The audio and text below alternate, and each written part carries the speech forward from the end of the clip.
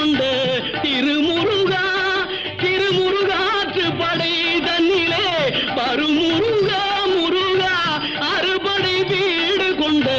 திருமுருகா பாட்டுடை தலைவன் என்று உன்னை வைத்தேன் பாட்டுடை தலைவன் என்று உன்னை வைத்தேன் உன்னை பாடி தொழுவதற்கே என்னை வைத்தேன் உன்னை பாடி தொழுவ